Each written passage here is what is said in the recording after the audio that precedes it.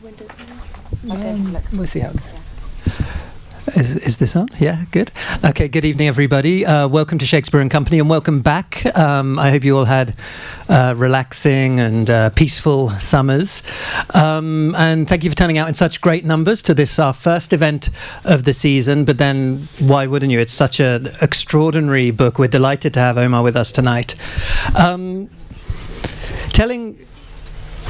Telling even the simplest of stories, hero, villain, exposition, climax, resolution, has got the best of many a debut novelist.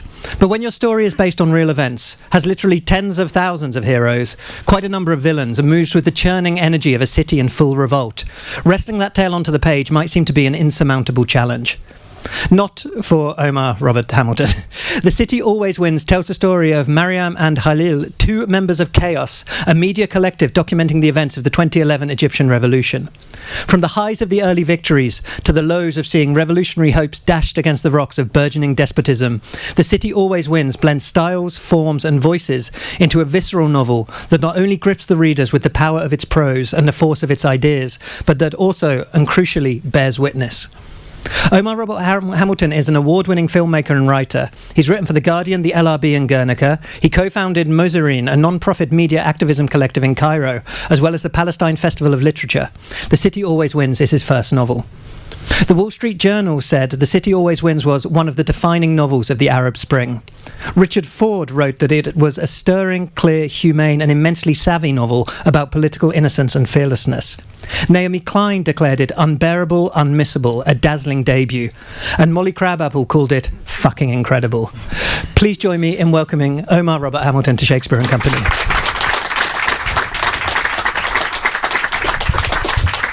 I'm not going to try and outdo Molly Crabapple in that description.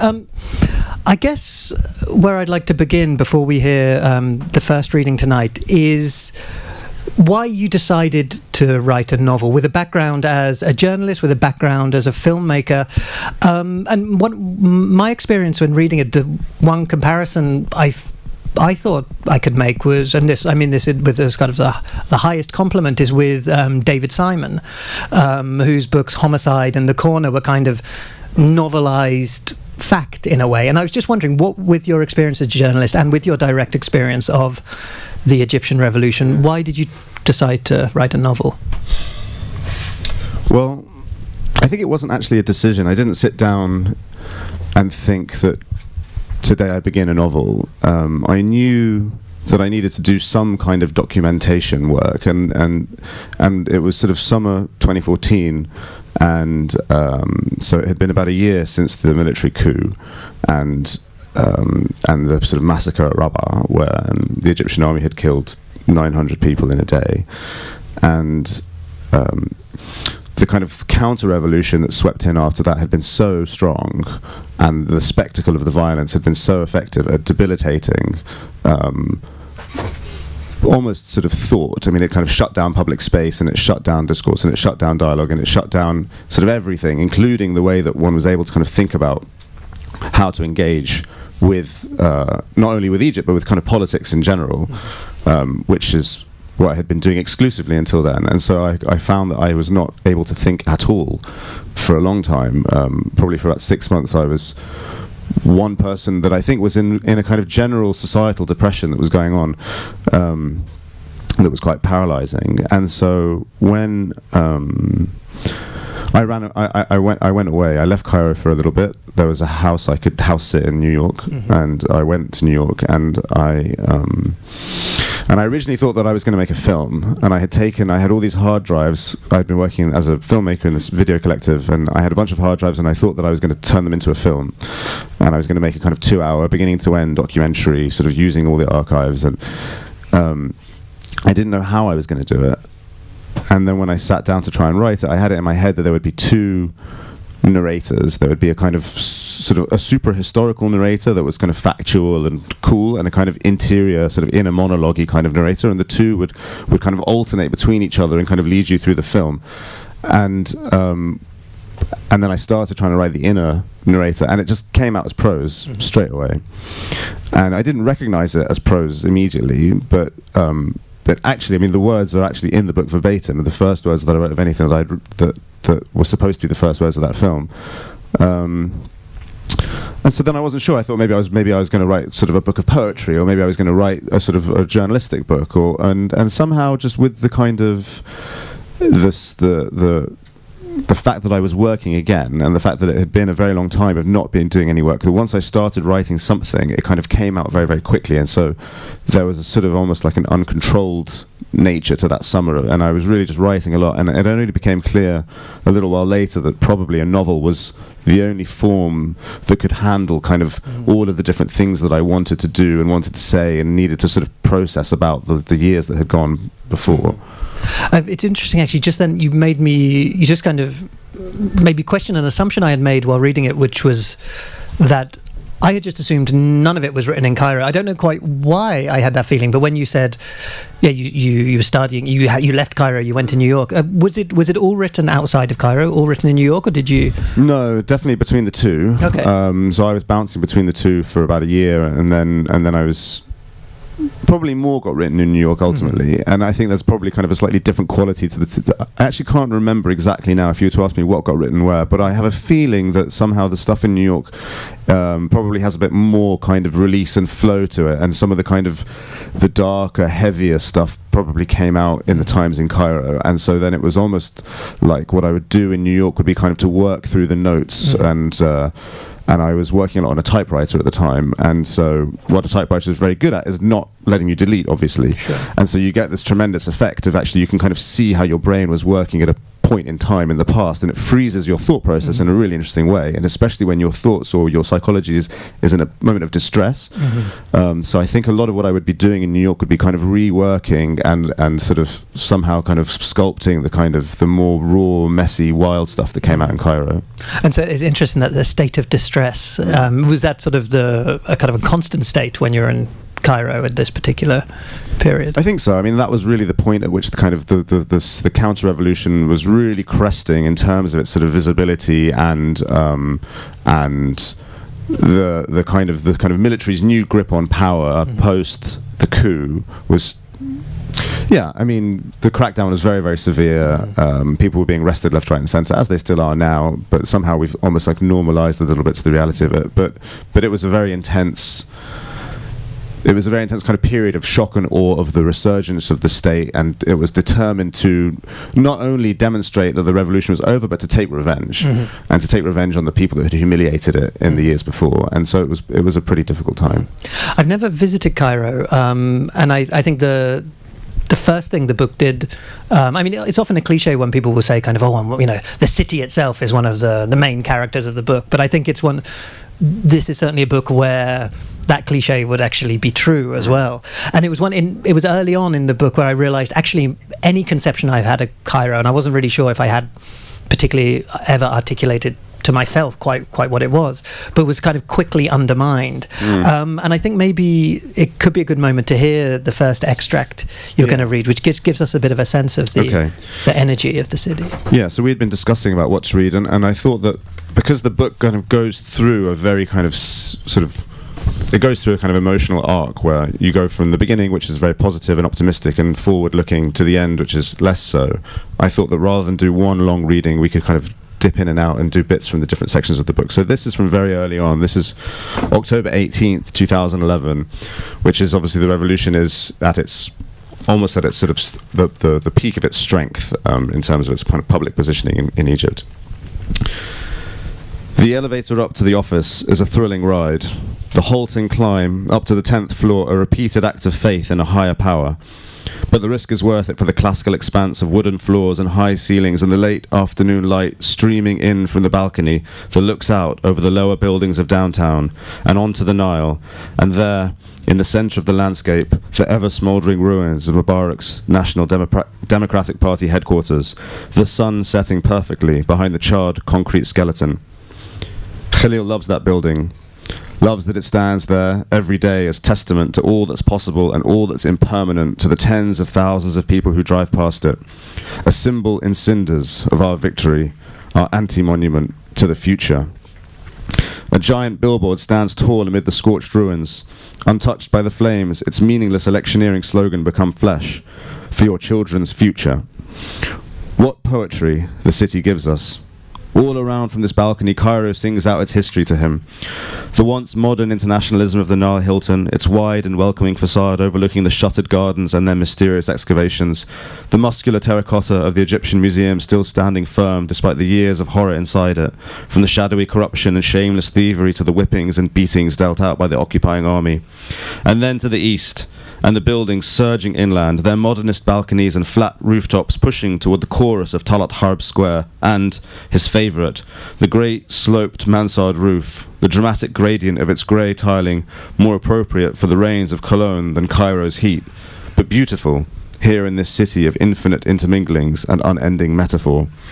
Cairo is jazz, all contrapuntal influences jostling for attention, occasionally brilliant solos standing high above the steady rhythm of the street. Forget New York. The whole history of the world can be seen from here, flows past us here, in the Nile, streaming from its genesis north and out into the waters of empires and all the brutalities and beauties they bring, emerging riotous and discordant and defiant into something new and undefinable and uncontrollable. These streets laid out to echo the order and ratio and martial management of the modern city, now moulded by the tireless rhythms of salesmen and hawkers and car horns and gas peddlers, all out in ownership of their city, mixing pasts with their present, birthing a new now of south and north, young and old, country and city, all combining and coming out loud and brash and with a beauty incomprehensible. Yes, Cairo is jazz, not lounge jazz, not the commodified lobby jazz that works to blanch history, but the heat of New Orleans and the gristle of Chicago, the jazz that is beauty in the destruction of the past, the jazz of an unknown future, the jazz that promises freedom from the bad old times. Thank you.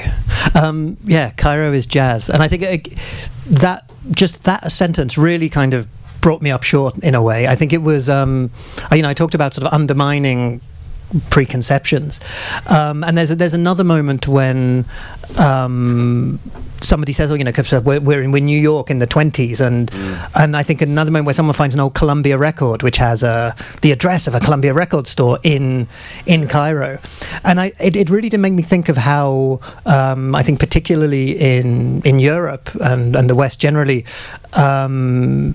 cities in countries like Egypt, and I remember having a similar experience with seeing photos of Kabul as well, like the way they're presented in our media sort of almost deletes the possibility of imagining Cairo to be a city of jazz, or a city where there were kind of these kind of kids having the kind of exciting sort of adolescence that we associate with teenagers. Yeah, I mean, I can only agree. I mean, this is definitely this is a sort of the cornerstone of Orientalism and of colonial thought and of the sort of the deep need to flatten out other places. The other places that are not the countries of sort of the colonial Northern European sort of powers are non-places. They are not complex. They tend to be backward. They are there to be, I mean, they used to be there to be civilized, and now they're there to sort of be roundly ignored. I think it's and there was something, I think, with the revolution, and we feel this very much in your novel, of this kind of the sort of the youthful side to it in a way. It did feel sort of like a sort of a youthful uprising. This wasn't a revolution led by the parents or the older generations. I don't know if revolutions ever are, but also the association we had of it with new media as well, sort of the Arab Spring being sort of driven by Twitter communication and Facebook posts and podcasts and things like that. Yeah, I mean, I think that's also one of the things that made the revolution so exciting from a kind of media point of view, or from the point of view of me necessarily as a consumer of media, because all of a sudden this sort of narrative that people had of what the Middle East is and what its potential is and how the politics of the place works was sort of shattered, and all of these commentators that had spent years basically kind of saying, broadly basically that saying Islam and any kind of idea of modernity are incompatible, was sort of turned on its head overnight. And it was that youthfulness and it was that kind of technologically engagedness of it that did that. And yeah, it was certainly led by young people, and there was a definite youthful vibrancy to it and a technological savviness to it. Of course, then that also then became the kind of new fetishized narrative. Then in exchange, it was like, oh, guess what? It's not all camels; it's all Facebook, and there's a Facebook revolution, and how terrific that these Arabs have these Western tools that have allowed them to see that we have democracy, and now they want democracy too. And it's like, well, Jesus, guys, like you know, like the kind of the insistence on not having any nuance sort of perseveres to this day. And that was one of the battles, I think, within the revolution, was that, yes, it was technologically savvy, and yes, there were tools of communication that allowed you to organize in ways that would basically allow you to move faster than the police often, or to sort of summon up previously inconceivable numbers of people very quickly. But then the balance was always that you do the work online, but the work online has to feed into the physical world. And specifically, I mean, within Egypt, the work ultimately had to feed into fighting, you know, it had to feed into actually beating and dismantling the police, and so there was always this a kind of half balance, half tension between the online and the offline, and I think that is something that exists everywhere now. You know, I mean, there's one moment where I think it's even within the same paragraph where one character is talking. He says, "How can they control us when at last we can all see one another, talk to one another, plan together?" And then, within a few lines, "But tweets don't stop bullets." And there's this kind of these two realities kind of coming up against each other in a way. Yeah, and even now, I mean, you know, now that we can all see each other supposedly through the kind of very dangerous algorithms that Facebook and so on are molding the world through, like that's also creating these sort of these new political realities of today. And yeah, I don't know, I mean, as someone that's been engaged with the internet, I think there's so much to think about, and it's really hard to, I mean, I often think that we've kind of, it was almost like that was a kind of peak moment in 2011, where there was this idea that if you could share enough information and enough people would see it and enough people knew what was going on and knew the truth of X injustice, then it would come to an end. And that clearly hasn't played out, either there or in other places. And I think it's sort of almost been actively attacked, and I think part of a kind of general attack from the right that's been going on is a sort of attack based on the very idea of rights, on the very idea of human rights, and the way that, for example, the refugee crisis has been allowed to play out, or not allowed to play out, the way that the refugee crisis has been played out on the media. To me, I would have thought that this would be an inconceivable event 10 years ago or 15 years ago, but it's like, but the kind of the spectacle of violence and the transmission of information was thought to lead to one thing, but it might actually be leading to, you know, a demonstration of the sort of dark possibilities of, and that's not really made sense, but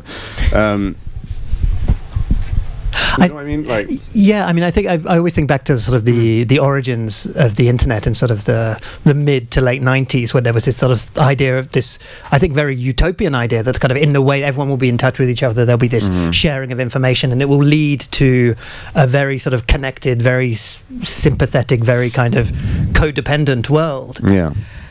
And then I guess maybe when the pendulum swings back the other way and we look at the fake news, which drove a lot of opinion during recent elections or referendums.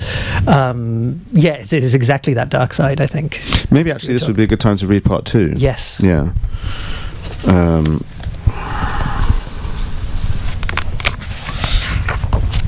So now we're kind of in the middle of the book. Actually, we're dead in the middle of the book.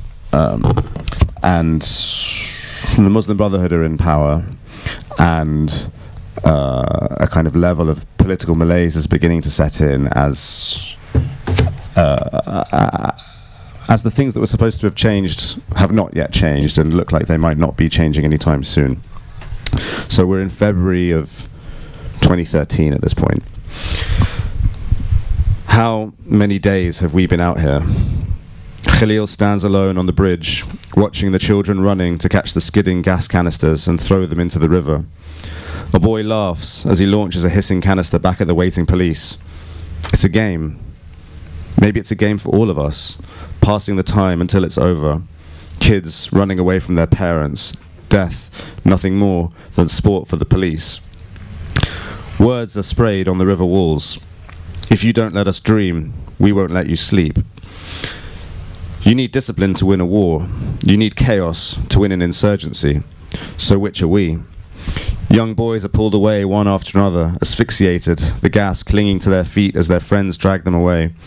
Once, not long ago, a night of tear gas would bring out crowds in the thousands. The streets would be filled with disenfranchised youth, old leftists, new anarchists, photojournalists, foreign correspondents, doctors, police narcs, street kids and riot tourists. But there is no glamour to these long, painful afternoons. No one to watch this withering spectacle. A motorcycle screams towards them with a new injury. He sees a face savaged by buckshot, a trail of blood.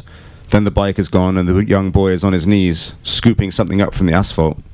We have to bury it, he says, holding up the brains and flecks of skull. We have to bury it.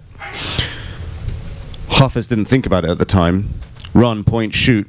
A war photographer works on instinct. He ran, he pointed, he shot. But he couldn't bring himself to check if he'd got it. The motorcycle tore away. The young boys ran after their friend. The poor do the dying. Alone in front of his computer, he can look. And it's there. The frame is alive with the panic of death, the burning tires, the flailing arm, the last goodbye. There is a holiness in the tableau of sacrifice, a sanctity that he has violated. He works gently on the collars and the contrast, but with each tinting, a cancer of doubt grows in him. How many waves of outrage must we spark to reignite the revolution? How many last breaths will we auction off to the breathless internet? If a revolution's fuel is death, then what will be its end? Thank you. And I think we can all immediately get a sense of the sort of the shift in energy that the book takes. And I think that was one of the very sort of important effects the book had on me was obviously when you know you're reading a book about the Egyptian revolution, you know what more or less what the events are. You know what took place. You know how it started. You know where we are now. What you don't know, what at least I didn't know, was how it has an effect on people. The way, whether that would be a sort of physical effect, whether death or injury, an emotional effect, the way it sort of impacts on people's lives, impacts on people's relationships. And I guess at the heart of this book is, in one sense, it's also a love story. I mean, there's this sort of, the relationship between Khalil and Mariam is kind of, it underpins a lot of the narrative. And it shows how these kind of events can make things very difficult for young people to have let's say a sort of a normal relationship and a normal life. Yeah, I mean, I remember one of the questions I used to sort of grapple with when I was quite early on in the writing was like, how do you write the story that everyone knows how it ends? And at some point that question just fell away. And it must be that, I mean, once I kind of put away any kind of sense that the plot had to sort of take you to sort of, you're not turning the page to find out, how the revolution ends, right?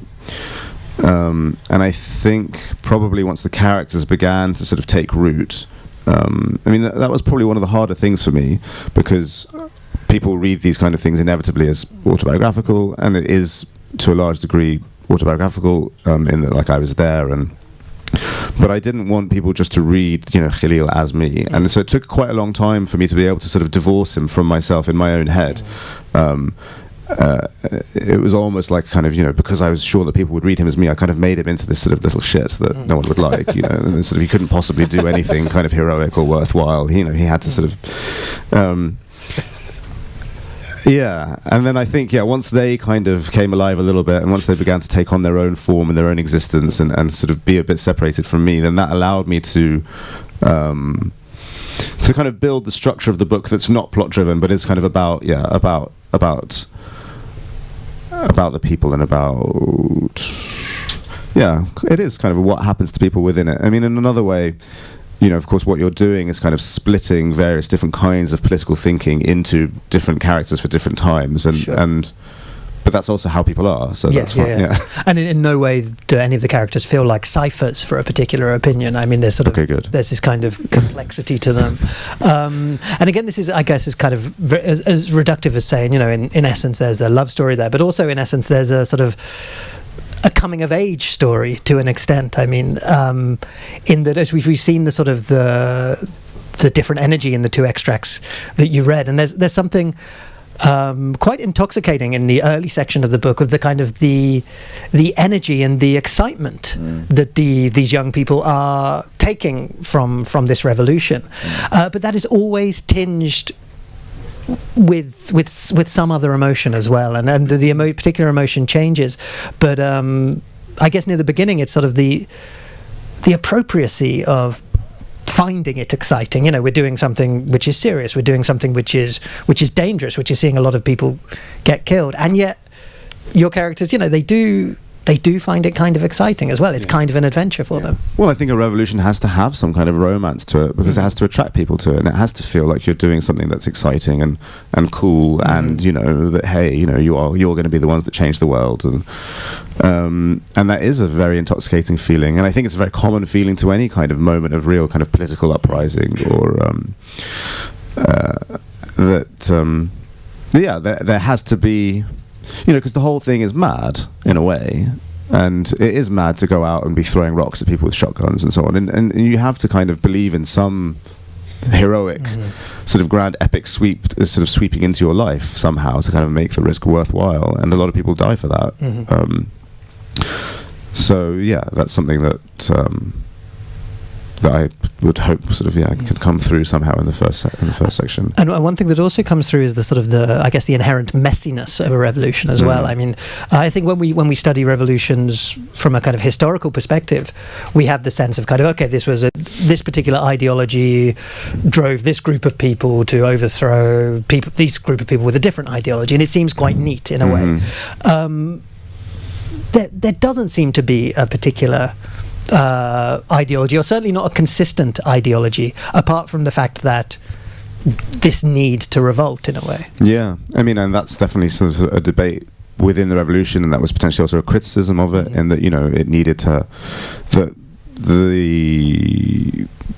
it was a very broad ideological idea, and at first it was very effective because it was very concentrated on the goal of removing Mubarak. And so that's a very easy thing everyone can unite behind, just simply saying no. And then later on, it becomes more fragmented in reality. Like, and you know, yeah, people would say, well, what is, you know, are you actually sort of anarcho-Marxist, or are you anarcho-syndicalist, or you know, exactly sort of what reading of Mao do you subscribe to?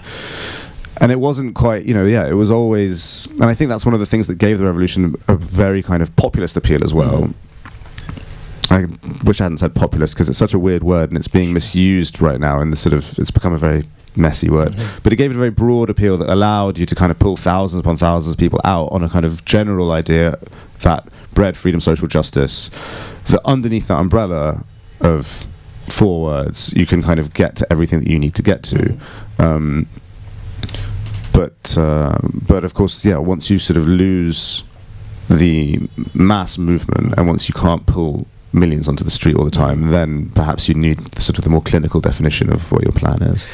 Do you think that that's something which is kind of common to a lot of revolutions, or do you think we talked about the sort of the influence of technology, and I think the word comes up in the novel, actually, this idea of disruption, and it made me think of I think it's in the Timothy Snyder book on tyranny, where he talks about like the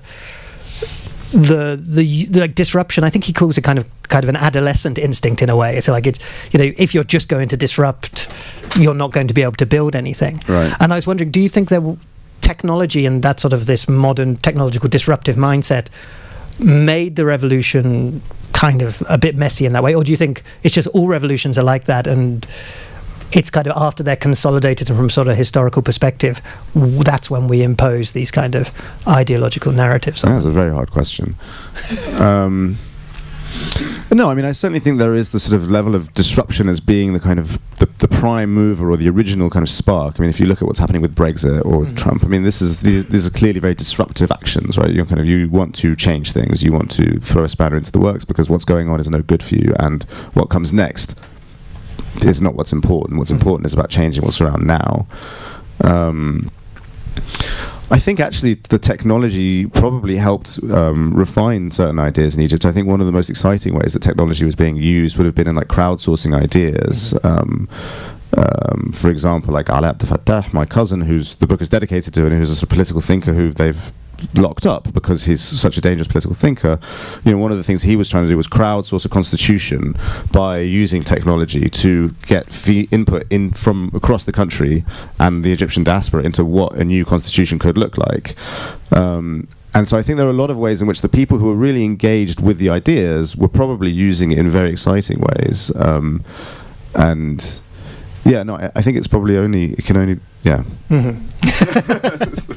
I'd like to talk, before we have the third reading, I'd like to talk just a little bit about your literary approach as well, because I think when you have a book which is so political and so rooted in historical events, one can sometimes perhaps overlook the literary aspect to it, and I think it's sort of, the book wouldn't work as well as it does if it wasn't so accomplished from a literary perspective.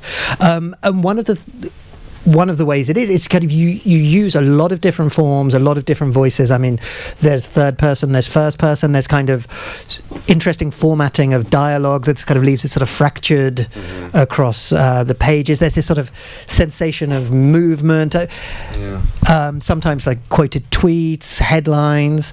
Was that sort of representative of the kind of the battle to get this story onto the page? Yeah, I mean, as you were asking the question, I was thinking of the word battle, and I think actually you're kind of seeing a lot of my mental battles playing out on the page. I versus he, or I versus she, and certainly then in the end, like or the role of the narrator, and how much does the narrator know, and how much is the narrator in there, the use of other media. Like, I think a lot of it is basically kind of like my main drive constantly, I think, is to recreate as far as I can the interior psychology of a moment. And but then within that there are sort of these sort of broad movements that I'm trying to do in the text, like kind of from polyphony to soliloquy, and from kind of group to individual, and from the future to the past, and yeah, I suppose as I was kind of trying to work out how to sort of make each moment feel like I couldn't recreate how a particular moment in 2011 felt without having a tweet in there, because actually, particularly also as if you, in those earlier bits, it's kind of almost about how the psychology of the collective is working, and of how the entire city or the entire country is working. And then there are these sort of key things that we all saw and we all remember in the same kind of way. So even though you're kind of getting in there with one character, these characters in a lot of way are having a very shared psychological experience that, as the book carries on, is kind of being sheared down into the sort of individual experience.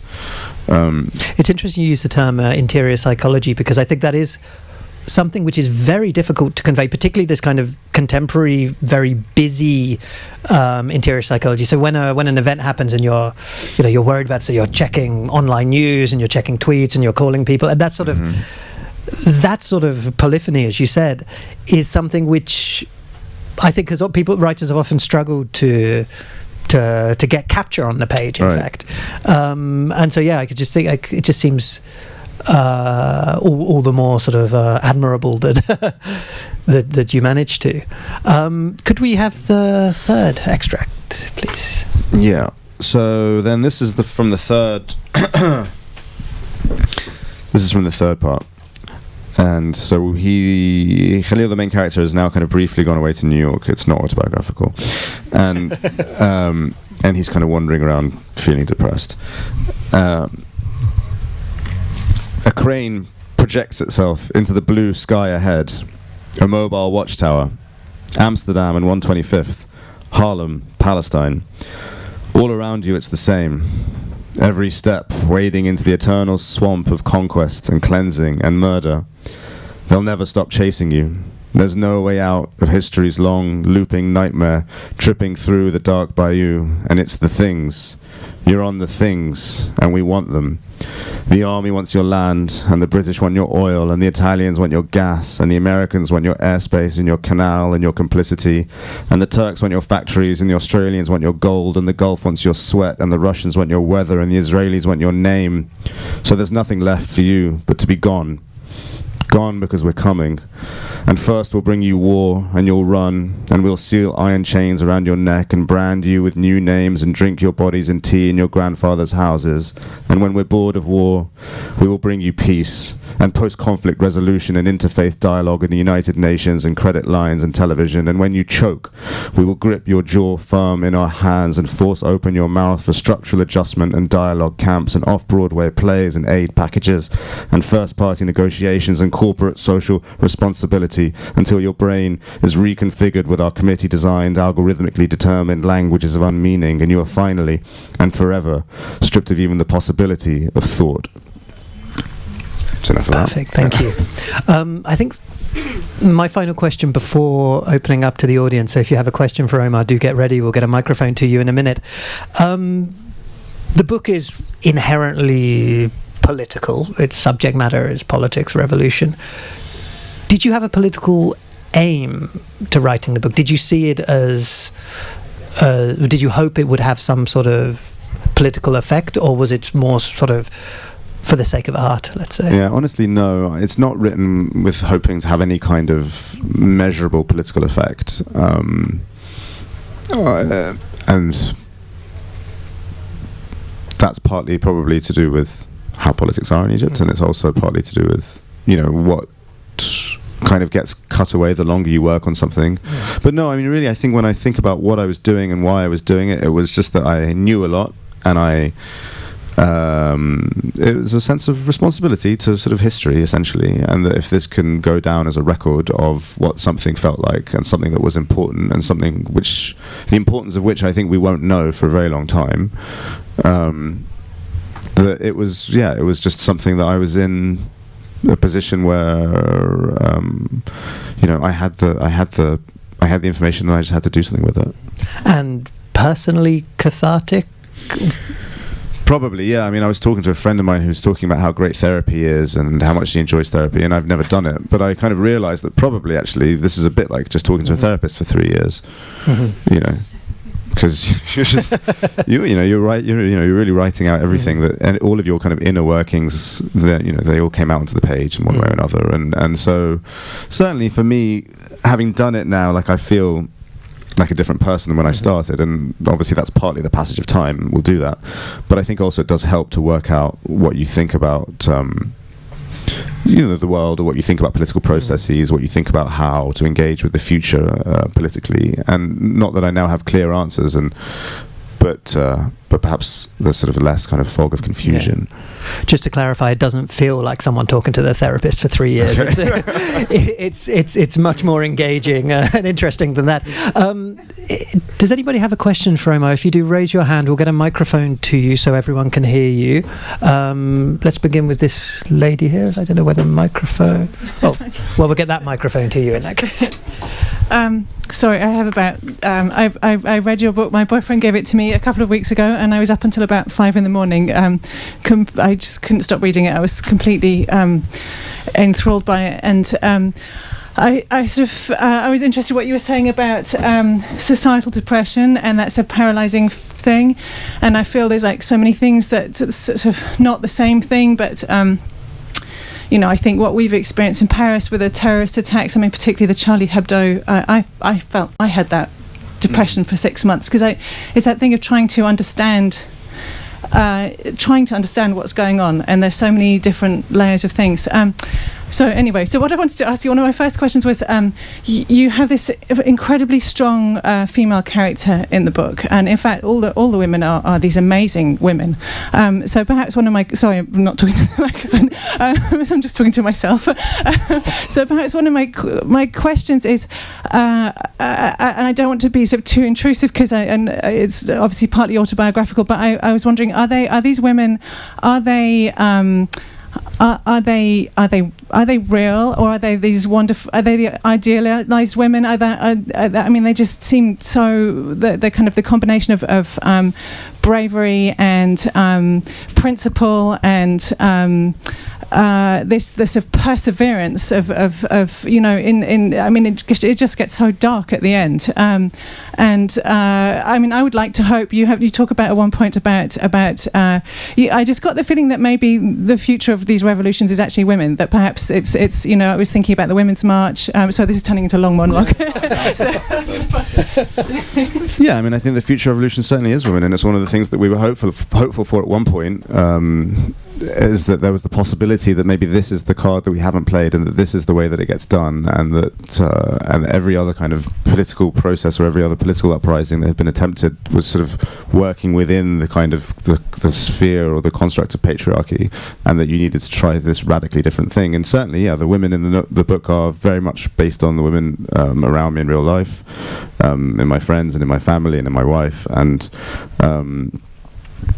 yeah, I mean, for me, a lot of my experience in the revolution was I was sort of filming or I was taking notes, and I would basically kind of be the quiet person filming behind the kind of women on the front line doing the arguing or doing the battling or whatever, and I would sort of just be sort of trying to stay unnoticed and filming things.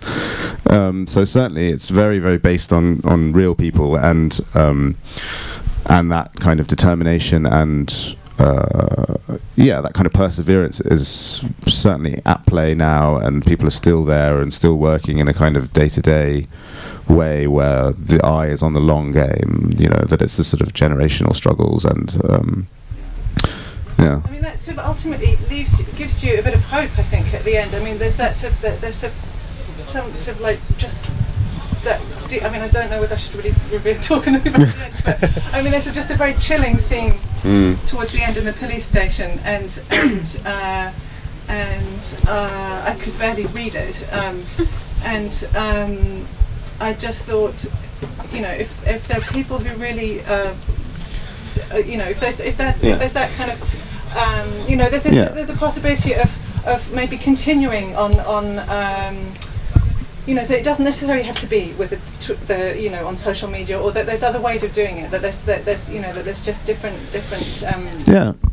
No, absolutely. I mean, it's not over till it's over, and I don't think it will ever be over. And I think that's one of the things that one of the kind of sort of realizations of coming to the end of a process like that, where a lot of the promise of the initial days of the revolution was that within a number of years we were going to overturn this sort of centuries-old system of power, and we were going to replace it with a kind of utopian, forward-looking, totally equal society. Then you sort of, that's your kind of youthful idealism, but then what you kind of get left with after that possibility is gone is the sort of realization that all you can do is kind of work, and that you probably just have to keep working forever, because it's that, or I don't know what the alternative is really.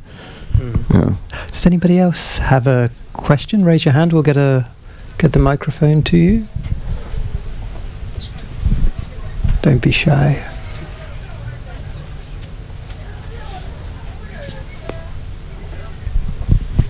I can answer at greater length, or well, I mean, I could go on. Let's. So, can I ask another question? Oh, yeah, welcome. Let's get the micro. Oh, actually, there is one back here, but we will come to you again. Don't worry. Hello. Only a small question. I am from Tunisia, the beginning of the revolution, and I'm one of the thesis of Zizek Adam Hinaus about the fall of the revolution and the depression, the idea of the depression. Today we talk about woman, religion, and the theological political problem. I am very curious about your title, The City Always Wins. What do you mean by the city? Well, I wanted to give a title. Do you mean, because the question is the best political order then? Well, I wanted to give a title that you can read one or two ways, depending on how you feel about things and what your psychology at the point of reading is. So it kind of comes to you on that, whether you think that's a positive title or a negative title. And I will say no more. You said you had another question? We'll get you the microphone though, so everyone can hear you. Don't worry. Fantastic. Sorry. Another thing that really struck me was a comment after everything sort of starts going horribly wrong, and the military back in control, and there's suddenly this kind of sort of very depressing. I don't know whether complacency is the right word, but there's this sense of everyone wanting to just turn a blind eye and just wanting to get on with their lives now, and not wanting to think about the revolutionaries and what's happening to them. And there's someone who comments and says, "Well, at least it's not Syria," and that really hit me, because I was thinking, well, yeah, it's not Syria, isn't that? I mean, how do you? It was just a thing that really really was a very sort of thought-provoking thing for me, because you see what's happening in Syria now, and. Yeah, well, I mean, I think the line, well, at least it's not Syria, is basically kind of, that is a line, an official line of government. That's sort of the government narrative, and it's a threat. It's basically saying, it's us or we burn the country, the same as they said in Syria. And so it's a message out to the rest of the populace that if you keep trying with this sort of political nonsense, then there is no limit to how far we will go. And that's why Syria is important, and that's why the massacre at Rabaa was so important. It's you have to demonstrate the full extent of violence that the state is capable of and willing to go to, and that's one of the things that's changed now. Like before the Arab Spring, this sort of level of, I mean, there was still the kind of veneer of human rights and the sort of this idea that we were kind of in a very slow process towards some kind of democratization potentially, or at least there were kind of red lines that your kind of client states in the Middle East couldn't cross. But I think the sort of the potentially disruptive nature of 2011, and not just in the Arab world, but in Greece and in Spain and Occupy, whatever. This was a movement, this was an idea that had to be crushed, and what you talked about and what we saw on the streets, this was an active ending of a moment, and you had to end it with one way, and that was with violence broadcast live on television. And this is the brainchild of Sisi. Sisi is now the president. He has a seat at the international table. Every single head of state that matters pretty much has come to visit him. He's best pals. Even before Trump, I mean, Obama, found him distasteful, as he found all foreign policy distasteful, but he kept sending him helicopters. And yeah, this is sort of what's going on for everyone now, is like, well, at least you're not Syria, but Syria can come for you next if you don't shut up. Yeah. Just to before we conclude, because I don't want also to leave people with the impression that even though the situation is bleak, I don't think the book finishes on a bleak note. The book starts with this kind of burst of hope, which is then quite brutally dashed. But then there is, in some sense, some new budding hope that sort of manages to force its way through towards the end. Is that where you find yourself now, or not? Yeah, I mean, I don't know. Hope is a weird word, but yeah, I mean, I didn't want to end the book on a note of pure defeat, and I think that would have been dishonest, and I think that would have been unfair to the people who do carry on working forever. And so the note is a sort of note of perseverance, I think, and of a kind of acceptance that history is long, unless Trump and Kim Jong don't have their way, and the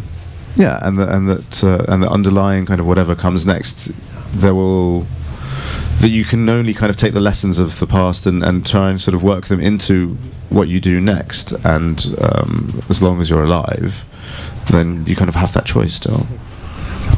It strikes me as a perfect note on which to finish. We have plenty of copies of The City Always Wins. I'm sure Omar would be delighted to to sign them for you. Please do pass via the till. First, we'll get all these copies up there as well. I think it's probably come across how much I appreciated and admired this book, but just in case it didn't, you really should read it. I second Molly Crabapple without repeating her. The evening isn't finished. As always, we'll be serving wine. Omar will be around signing. Do continue the conversation with Omar, with each other. And one more time, please do give it up for Omar Robert Hamilton. Thank you.